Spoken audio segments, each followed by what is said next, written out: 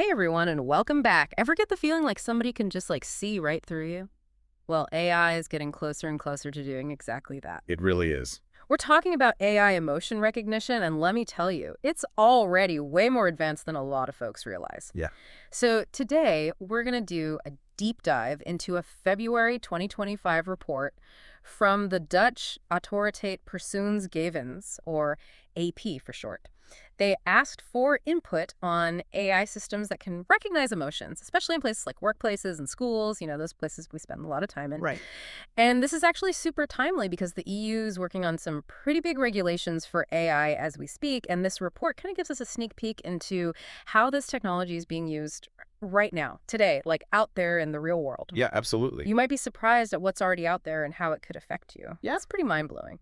Oh, it is. It moves so fast. Like Yeah. we're way past just looking at text to figure out if someone's, happy or sad. I mean, now AI is using your facial expressions, your voice patterns, even things like your heart rate and other physiological signals to try and really understand your emotions. So it's not just, oh, they said happy in this email, so they must be happy. It's like they're really trying to get inside your head. Yeah, exactly.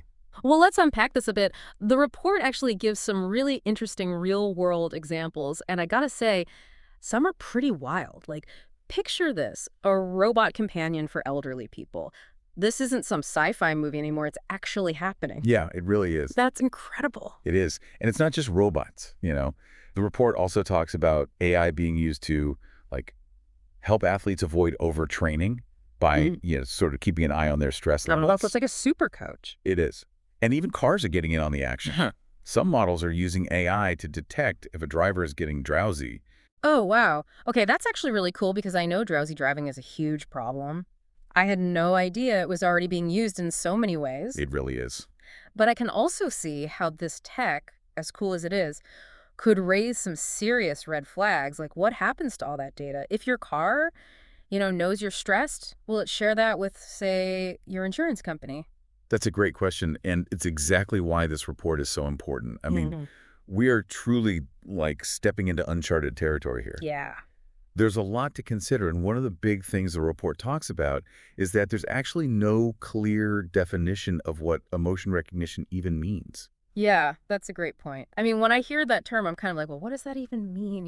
If an AI is measuring your heart rate, is it really truly reading your emotions? Or is it just kind of picking up on a physical reaction? You got it. And where do you even draw the line? I mean, is observing someone laughing really the same as recognizing that they're happy? What about measuring stress levels? Is that an emotion or is that just a physical state? The report uses these examples to kind of show just how fuzzy those lines can get. Yeah, it gets really murky really fast. It sounds like we need some serious definitions before we can even start talking about, regulations and all that. Absolutely. Yeah. The report really emphasizes that we need clear legal definitions. Yeah. We need to make sure that this technology is used ethically and responsibly. Mm. I mean, without those, it's like the Wild West out there. Yeah, it's like anything goes. And to make things even more complicated, there's this potential conflict brewing between existing data privacy laws like the GDPR, that big one from a few years back, and this upcoming AI Act. Right. You might be wondering, why does any of this matter? Well, it all boils down to what kind of information can be collected and used to try and figure out your emotions. Exactly. Under the GDPR, biometric data is generally considered to be info that can uniquely identify you. Stuff like your fingerprints or your facial features. Right. But the AI Act, it seems to be casting a wider net. And that's where things get really interesting. Potentially, they're including things like your gait, how you walk, even your DNA. Hold on, DNA. Are they saying that AI could analyze our DNA to figure out our emotions? It's definitely pushing the boundaries, and it just highlights how this tech can get very, very personal. Wow, that's kind of creepy. It is. Think about the implications for your privacy, especially in sensitive environments, like in your workplace or at school. Yeah, you're right. And speaking of workplaces and schools, the report points out that the AI Act actually specifically bans emotion recognition in those settings, except in very specific cases. Cases related to medical or safety reasons. Right. But even with that exception, it raises a whole bunch of new questions, like what exactly defines a workplace, and what about online learning? Does that fall under those same rules? Yeah, and who gets to decide what's a real medical or safety reason?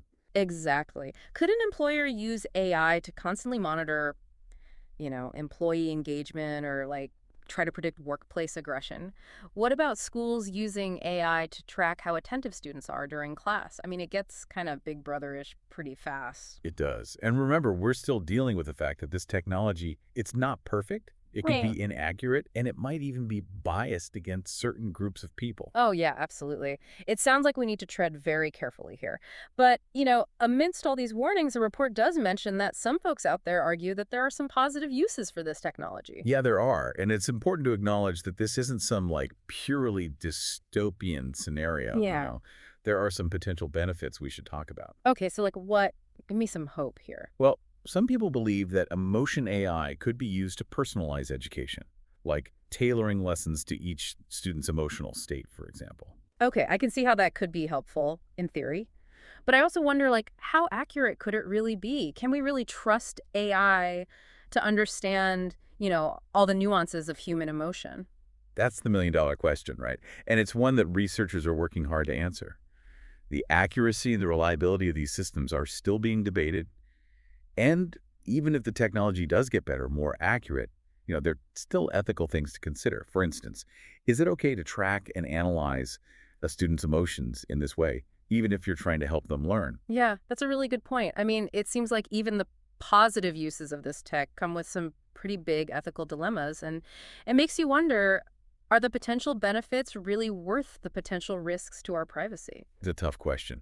And it's one that we're going to keep grappling with as this technology develops. I mean, the report makes it really clear. We're at a crossroads. Yeah. We need to make some important choices about how we want to integrate AI emotion recognition into our society. So we've covered a lot of ground here, like how this technology actually works, the potential benefits, the risks, all that. But there's one area the report doesn't really touch on that I think is really worth considering, and that's law enforcement. Yeah. You know, what if this technology falls into the wrong hands? I mean, the potential implications of using AI emotion recognition in policing or security, it's huge. It is. It really is. And that's something we're going to delve into in the next part of our deep dive. So stay tuned. Welcome back. Before we jump into the whole law enforcement thing, I think it's worth taking a minute to actually talk about how this technology even works, the nuts and bolts. Yeah, I was kind of wondering about that myself. Like, how can an algorithm really read someone's emotions? Right. Well, one way it works is through facial expression analysis. These AI systems are trained on massive data sets of images and videos of faces, and they learn to associate certain muscle movements with specific emotions. So, like, if you smile, the AI recognizes that, the corners of your mouth go up and the crinkles around your eyes, and that means happiness. Yeah, exactly. And it goes way beyond just those basic expressions. I mean, these systems can actually pick up on really subtle micro expressions that you or I might not even notice. Wow, that's incredible. But what about, emotions that aren't so easy to see on your face? Well, that's where voice analysis comes in. AI can analyze stuff like your tone of voice, the pitch, Sure. even the rhythm of your speech to try and find those emotional cues. Interesting. So, for example, a trembling voice might suggest fear or anxiety, but a monotone voice could, mean boredom or sadness. Oh, okay. So it's like putting together a puzzle, right? Using different pieces of information to get a more complete picture. Exactly. And some systems even use physiological signals like heart rate and breathing and skin temperature to add yet another layer of analysis. Wow, it's amazing how far we've come. But like we said before, with all the sophistication comes a whole bunch of ethical concerns, especially when we talk about law enforcement. Oh, absolutely. The potential for misuse is a big worry. Imagine getting pulled over for, I don't know, a busted tail light, and the officer is using AI to, watch your facial expressions and listen to your tone of voice to try and see if you're lying or hiding something. That's a little unsettling. It is, and it goes beyond just those one-on-one encounters. Think about surveillance. AI could be used to watch crowds at protests, for example.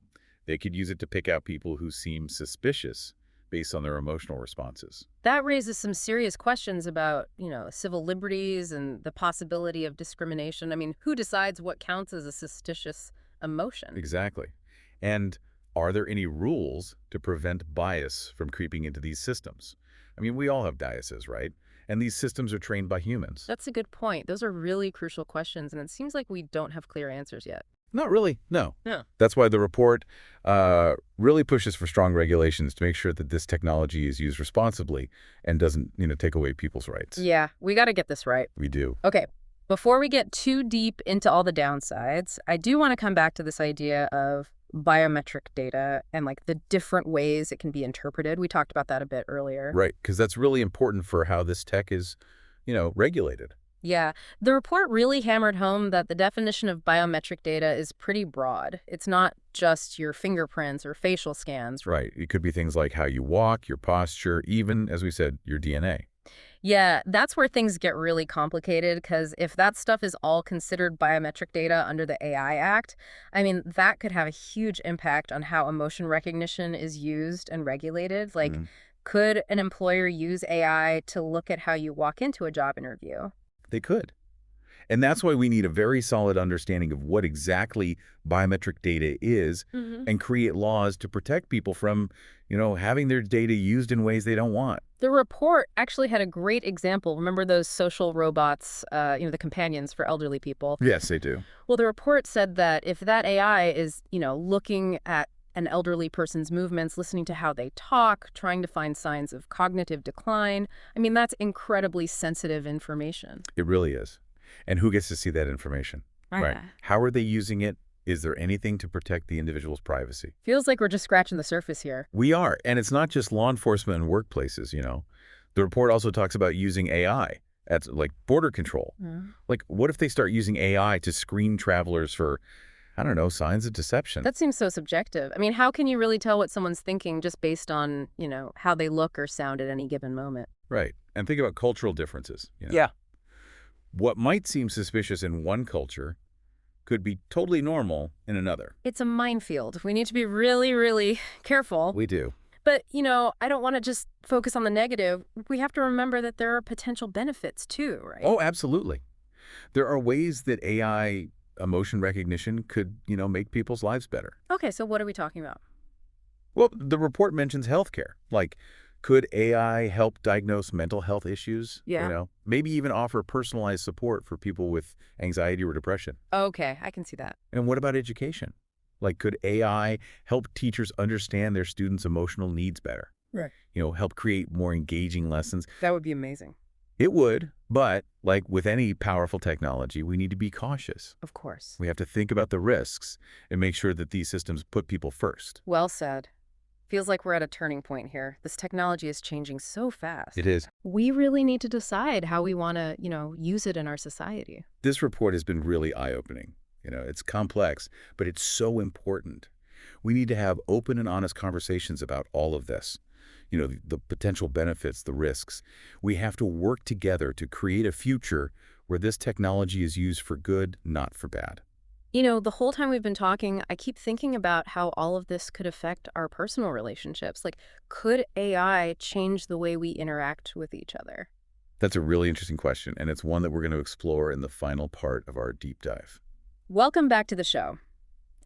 So we've been digging deep into this whole AI emotion recognition thing. And in this final part, we're going to kind of shift gears a little. We're going to talk about how this tech could actually affect, our personal relationships, like with our partners and family and friends. It's an interesting area, for sure. A lot of the focus has been on, like, how this tech is used in professional settings, at work or out in public.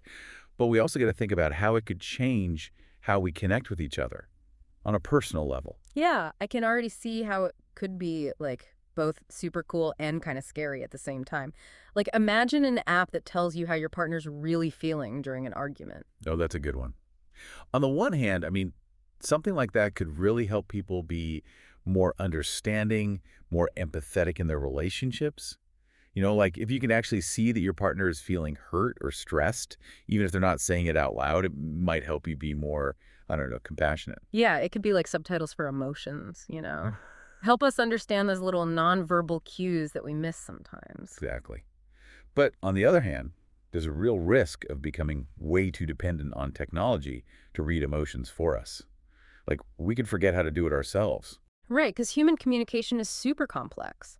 I mean, there's so much more to it than just words and facial expressions. If we rely too much on AI to figure it all out for us, we could totally miss the mark, and that could lead to more arguments and misunderstandings. For sure. And it's like, always using GPS to get around. Hmm. Eventually, you lose your own sense of direction. Totally.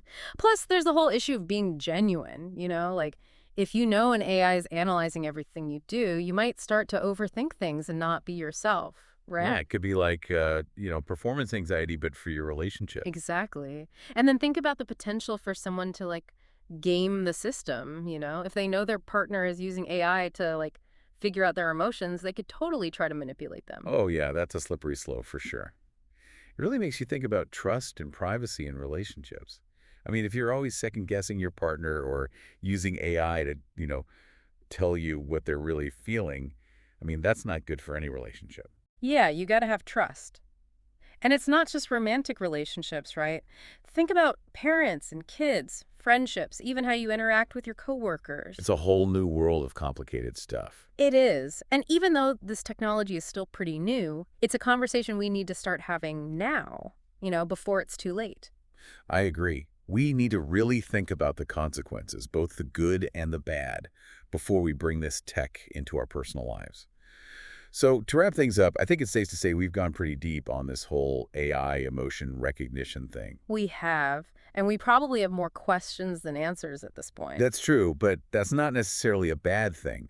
It means that this is, a really important topic. Yeah, it's a technology that could totally change the world. We've looked at all sides, the good and the bad, from using it for personalized learning to, Hmm. preventing bias and policing. And how it could, help healthcare, but also maybe take away our privacy. But at the end of the day, how we use this technology, it's up to us. Yeah. It is.